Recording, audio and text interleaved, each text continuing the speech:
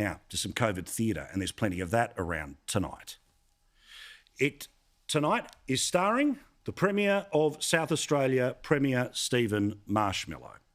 Because despite the fact that Australian Olympians are fully vaccinated people, despite the fact that they spent the entirety of the lead-up and the Games in a bubble in Tokyo, and despite the fact that as soon as their competition finished, within 48 hours they had to fly home to do 2 weeks of quarantine, be it in the Northern Territory or in Sydney, we learned today that the Marshmallow says that Olympians based in South Australia who are fully vaccinated after 2 weeks of quarantine in Sydney will have to do another 2 weeks of home isolation in South Australia. Now, of course, the Marshmallow just follows health advice. And remember, its author is someone who said this.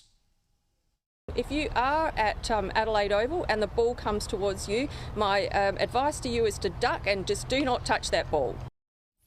As for the response from the Australian Olympic Committee, they are furious. The AOC says that the South Australian government's decision to ignore expert medical advice and the decision of National Cabinet by imposing a 28-day period for returning Australian Olympians poses significant mental health risks for the athletes. Their CEO, Matt Carroll, was on with my good mate Chris Kenny when primetime starts here on Sky News at 5 p.m. They've done nothing wrong. They've gone to represent their country, and the AOC has gone to extreme lengths to look after them, get them to Tokyo, make sure be able to compete at the highest level in the world, and come back safely. And every other state has respected that.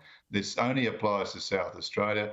Literally, these 15 athletes coming into South Australia fully vaccinated. This is madness. This is theatre.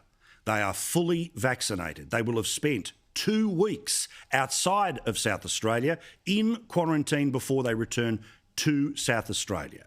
They've been away from their families for weeks. They've done our country proud. But the South Australian government, under the leadership of Marshmallow and their chief health officer, think that they are a COVID threat. Ridiculous. That's why it's COVID theatre.